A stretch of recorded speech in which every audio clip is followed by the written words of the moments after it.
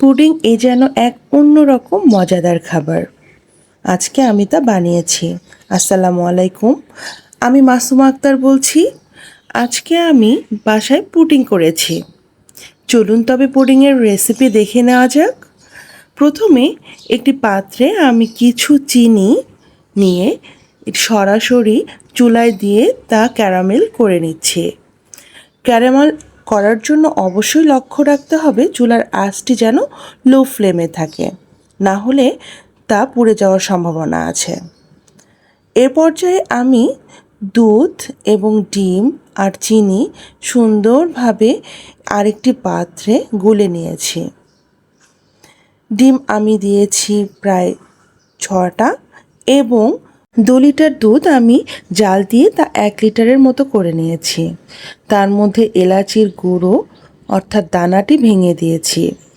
এখানে আপনারা ভ্যানিলা এসেন্সও ব্যবহার করতে পারেন।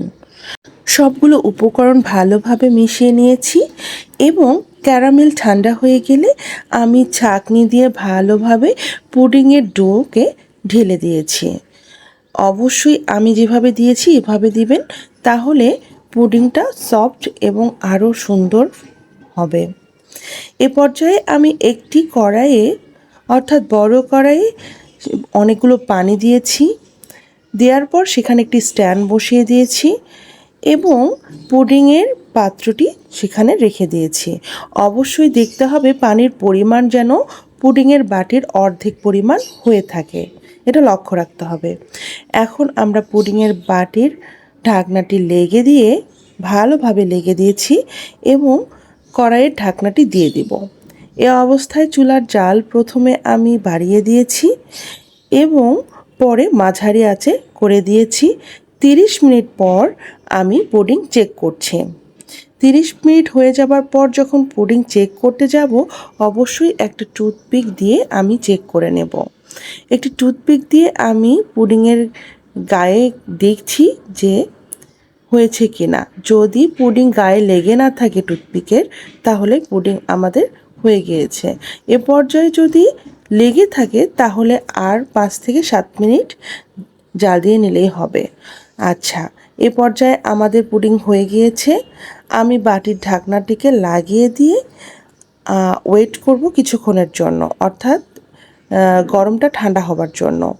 গরমটি ঠান্ডা হবার পরে আমি 3 থেকে 4 ঘন্টা ফ্রিজে রেখে দিয়েছিলাম পুডিংটি ভালোভাবে ঠান্ডা হবার জন্য। এই তো পুডিং আমার ঠান্ডা হয়ে গিয়েছে, এখন তা প্রস্তুত করার পালা।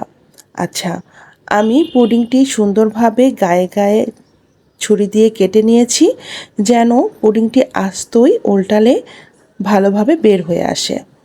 এই যে আমি পাত্রটি যখন তুলব তখন পুডিংটি ভেঙে যাবে না, সুন্দরভাবে পুডিংটি বের হয়ে এসেছে। মাশাআল্লাহ, আমার পুডিংটি অনেক সুন্দর হয়েছে। আপনারা এভাবেই আমার রেসিপি ফলো করে আপনারা তৈরি করে দেখবেন, অনেক সুস্বাদু ও মজাদার হবে। যাই হোক, আমার বাচ্চাদের আর তর সইছে না, এবার পুডিংটি কাটবার পালা। আমি অনেকভাবে ছবি তুলে নিলাম। কালারটি এত সুন্দর এসেছে, মনে হচ্ছে এরকমই রেখে দেই। এখন আমি পুডিংটি কাটতে যাব। একটা ছুরি দিয়ে সাবধানতা অবলম্বন করে সুন্দরভাবে আমি পুডিংটি কেটে নিলাম এবং দেখুন বের করে নিলাম। অনেক সফট হয়েছে যেমন, তেমনি খেতেও অনেক মজাদার হয়েছে। আমার মিষ্টিটাও পারফেক্ট হয়েছে আর অনেক তুলতুলে নরম হয়েছে। মাশাআল্লাহ। আর পুডিংটি বাসার সবাই খেয়ে অনেক প্রশংসা করেছে।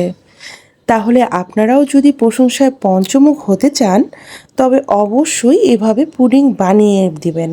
পরিবারের সবাই খেয়ে অনেক মজা পাবে এবং তারা অনেক প্রশংসা করবে আপনার জন্য। যাই হোক, অনেক পক করে ফেললাম, এবার আমার বিদায় নেবার পালা। আর আশা করছি আপনারা পুডিং বানিয়ে খাবেন এবং আমার কথা অবশ্যই মনে করবেন। সবাই ভালো থাকবেন, সুস্থ থাকবেন। এভাবে পুডিং একবার হলেও বাসায় বানিয়ে খাবেন। ধন্যবাদ।